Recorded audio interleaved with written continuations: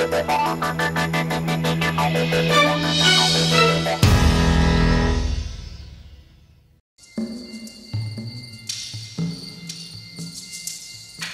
Lundai, bonjour à tous. Bonjour. Il y en a que je connais, il y en a que je connais pas. On pourrait commencer rapide par des présentations parce que bon, pour saluer les gens, c'est toujours plus sympa de savoir leur nom. Donc On va commencer par Coquinette. on attaque. Alors, bon, moi je suis Coquinette, donc dans la série je suis un Soi Kiros. Donc il n'y en a plus que deux. Et en fait, il faut regarder la saison pour savoir pourquoi il n'y en a plus que deux, des Soi Kiros. Donc ce sont des bestioles qui sont pas humaines, mais pas vraiment des monstres non plus. Okay. Et les humains les considèrent comme des monstres, mais ce sont plutôt des indigènes. Pas tous. Pas tous. Il y a le gentil avec C'est toi. beau cette solidarité. C'est la solidarité qui est un peu forcée par les événements, étant donné que les Soikiros en tant que monstres sont mis au banc de la société. Et c'est le cas aussi de mon personnage puisque je suis une contrebandière. Ah ouais. Donc c'est plus par intérêt qu'autre chose, mais finalement on finit par bien s'entendre. Soyons honnêtes, c'est Intérêt aussi. c'est bien placé pour parler d'intérêt. C'est le plus pourri de toute la série. Et donc la contrebandière se nomme La contrebandière se nomme RSCA. Et donc elle choure des zeppelins et elle fait du n'importe quoi, mais on vous en dira pas trop. Ok, ça me rappelle un peu vite fait Han Solo et Chewie là quand même, mais... Il y en a deux. Il y a une sauf que inspiration franchement, j'espère que Chewie faisait mieux la cuisine. Parce que c'est juste dégueulasse, quoi. C'est juste pas gérable. C'est très bon le Cthulhu. Oui, Ouais, sans ouais. doute. Ouais, mais C'est tous vrai. les jours, ça fait beaucoup. Mais on mange pas les autres créatures, c'est tout. Voilà. Ok, dans le coin là-bas, on a... Nidras de Dracorion, chez Singer.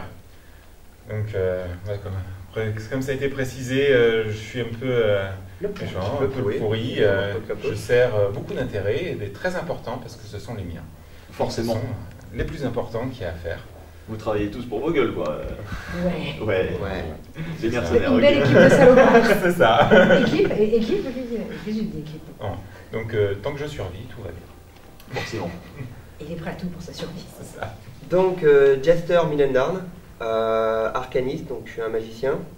Je n'apparais pas dans la saison 1. Ah, Pour des raisons très simples, c'est que en tant que réalisateur de cet univers, j'ai eu besoin de me former à la réa et à la technique avant de pouvoir me concentrer sur mon rôle. Et donc j'ai préféré apprendre à gérer l'image et la mise en interaction des autres personnages avant de pouvoir apparaître, saison 2. Et un petit passage très court dans la saison 1, mais voilà, 20 secondes à l'image. ok. C'est En tout caméo petit comme Hitchcock quoi. Ouais, voilà. Ok. Ou à la Peter Jackson. Ok. Et donc là, on attaque un peu plus la partie technique Voilà, justement. la partie technique, donc moi je suis Alan, c'est la société JetProd qui s'occupe de tout ce qui est technique, caméra et autres. Tout leur jeu d'acteur, c'est le modèle qui dirige. Lui, c'est le réalisateur et moi je fais toute la partie technique, donc chef de projet au niveau technique. Et donc c'est moi qui mets en image tout ça. Ok, Voilà. super. Et ça nous fait une parfaite transition pour la deuxième question qui est quand même la plus importante. Lundai, c'est quoi? Alors Lundai, c'est une association cinématographique qui a pour objectif de véhiculer différents univers plus les univers qu'elle construit, utilisant donc les créations auxquelles toute cette équipe participe, qui est à la base mon idée originale. Et Lundai, c'était un jeu de rôle que j'avais construit, que j'avais mené à bien sur plusieurs années, mais la non-régularité de mes membres a fait qu'à un moment donné, je me suis dit je vais les figer en images et je vais en faire toute une aventure au travers d'un univers fantastique avec des influences steampunk. Donc c'est un petit peu Jules Verne, c'est tout ce qui va être sur une science fantasy basée et axée sur la vapeur. On y intègre de la magie, on y intègre des créatures fantastiques avec beaucoup d'enjeux à l'intérieur. Du médiéval aussi?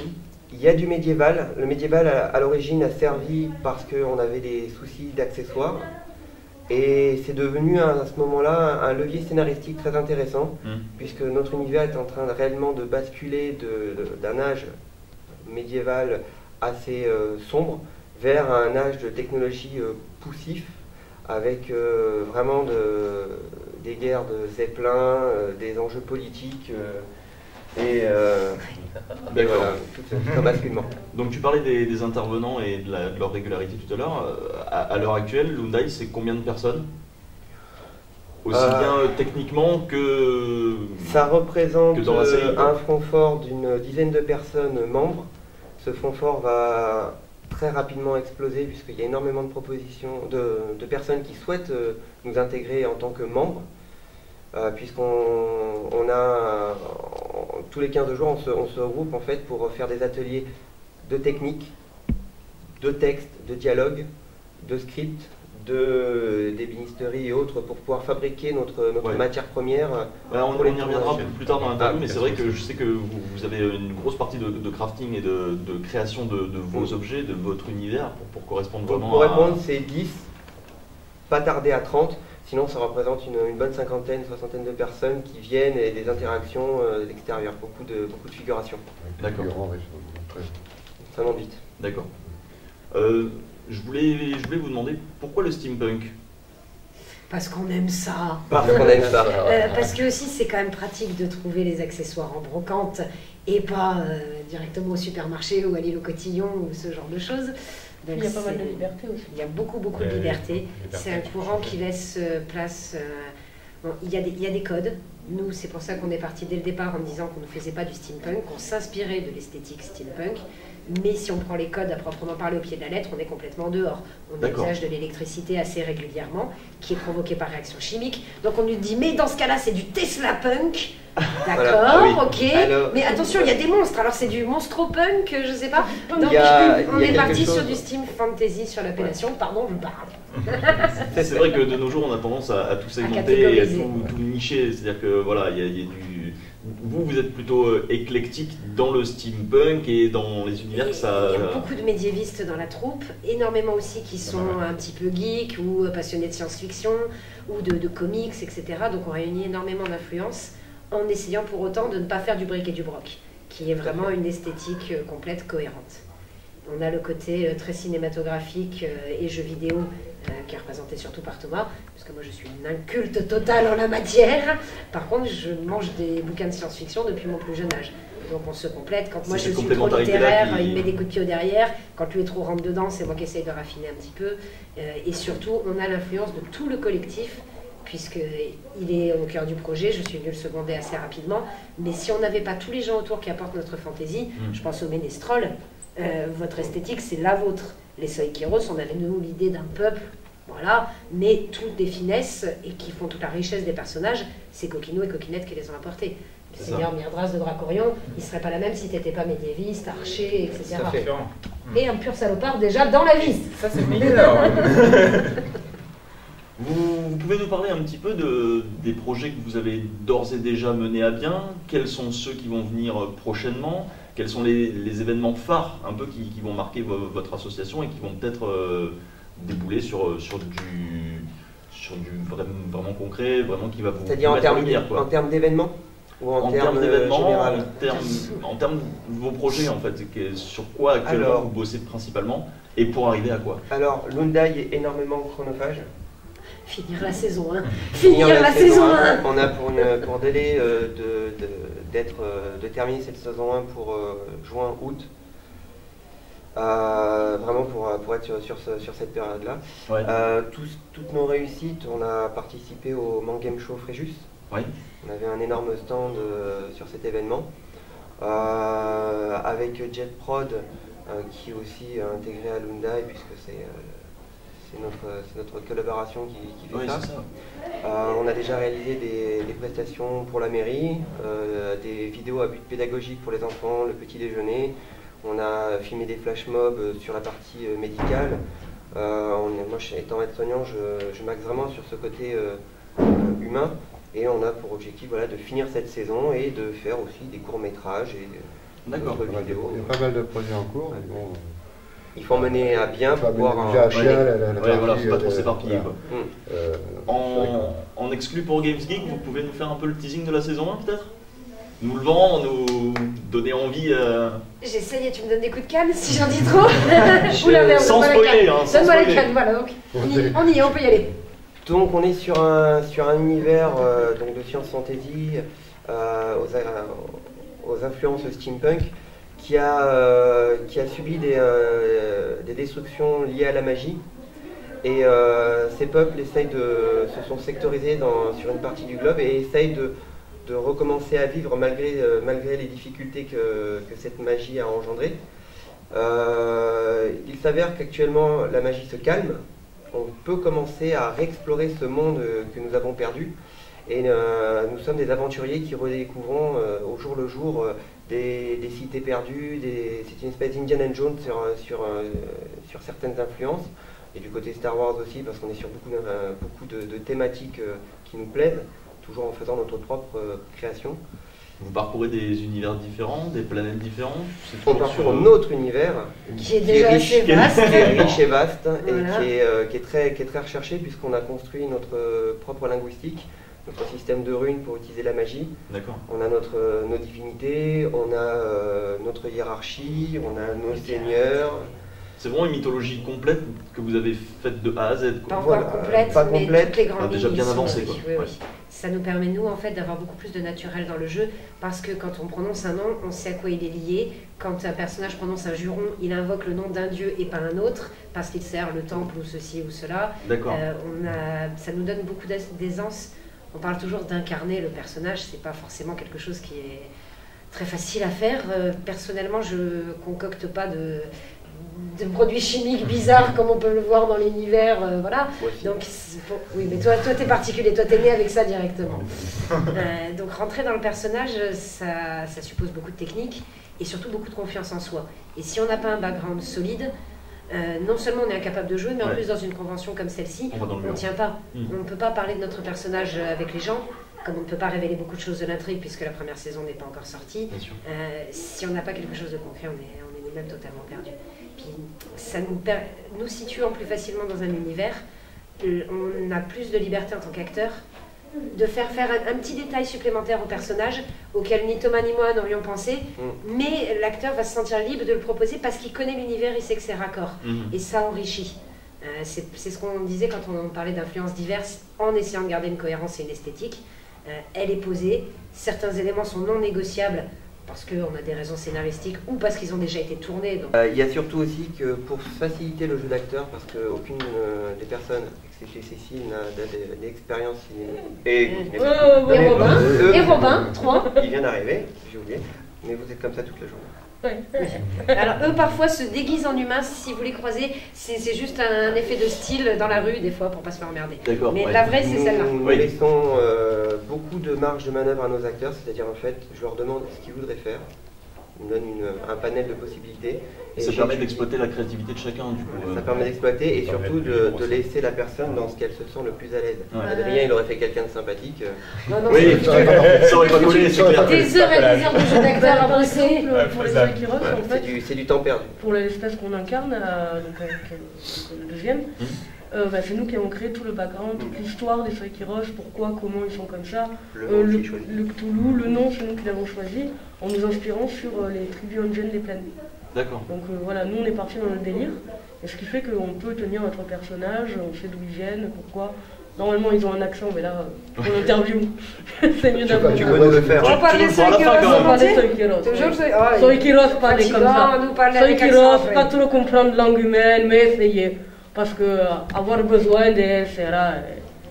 Mais toi, je ne peux pas prononcer le prénom moi correctement. Et non, pareil. RCA. On retrouve un peu d'inspiration russe. Oui, nous aimons beaucoup faire l'accent russe. Oui, forcément. Facile à tenir longtemps sans faire de bêtises. Tiens bien l'accent russe. Puis ça aide à pas trop être gentil aussi. Oh, il y en a des biens. Il y en a des biens. Star Heroes, c'est pas être méchant, Star Heroes, c'est être incompris. Mais ça sont de grands pacifistes. C'est des hippies. Ils sont même plus, quand tu parlais des Indiens des plaines, il y a la communion avec la nature, il y a des facteurs. Au départ, nous, on avait prévu, on avait envisagé, comme tu le disais tout à l'heure, un Chewie avec Yann Solo. Ouais. On se disait, avec la contrebandière RSA, ce serait bien d'avoir des personnages un peu marquants, voilà, fort en gueule. Ceci dit, j'ai déjà ma coéquipière qui est un peu plus humaine, et jolie comme un cœur en plus, donc c'était juste parfait. Mais Coquino et Coquinette.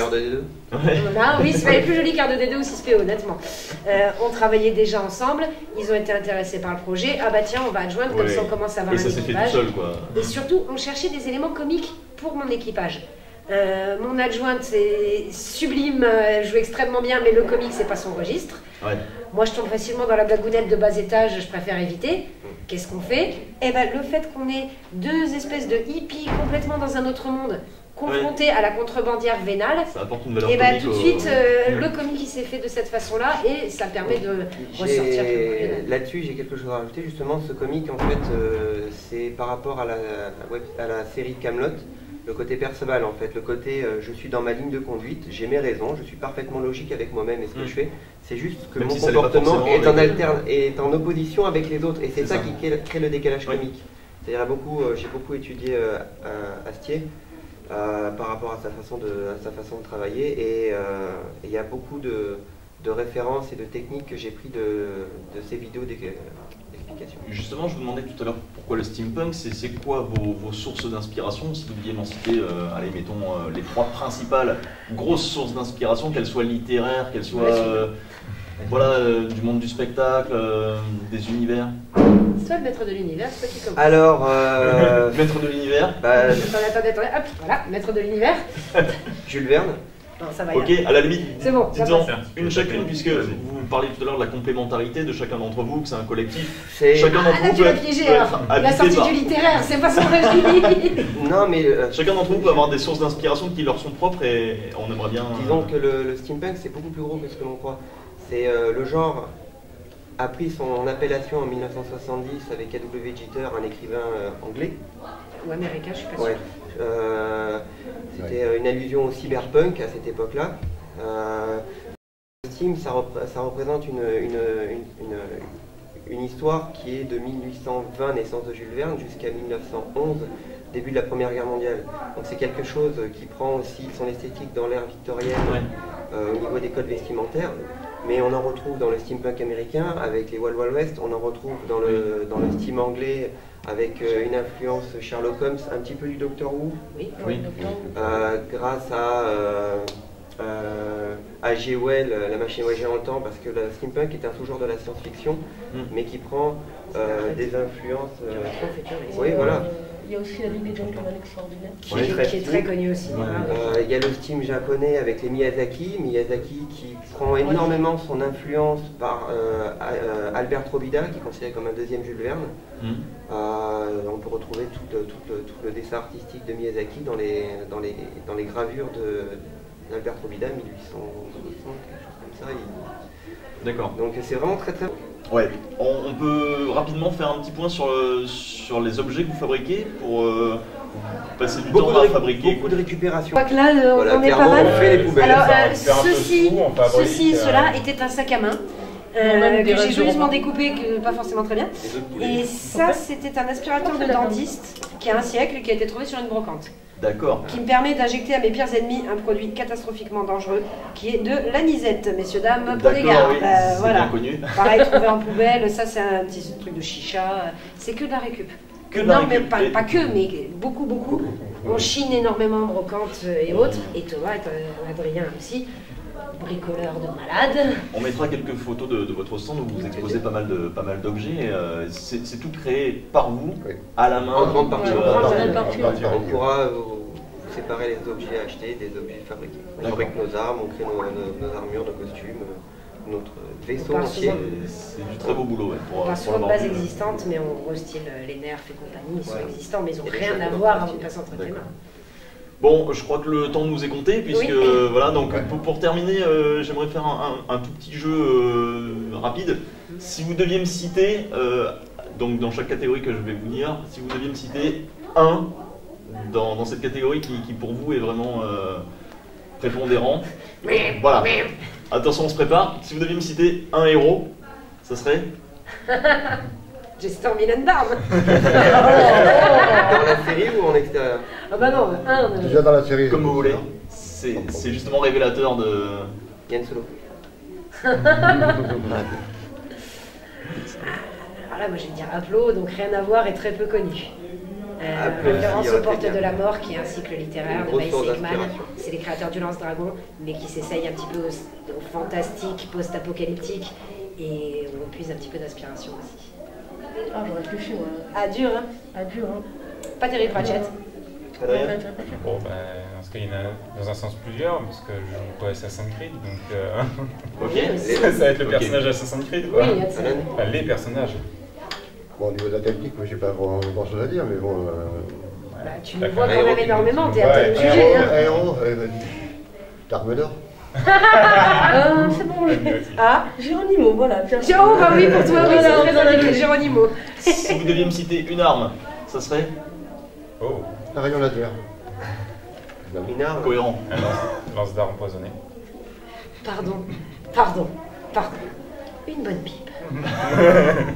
C'est ma réplique habituelle, je ne pouvais pas ne pas le dire. Une Désolé. arme. Une masse d'armes. Ceci dit, Ça colle au fait personnage. longtemps, quoi, hein. Ça colle au personnage. Jester? Un sniper. Mais j'ai pas Darme. d'arme particulière. Et pour finir, un mot de la fin? La fin. Fin. C'est pas mal. Merci à vous. Merci. Merci à toi. Merci à toi.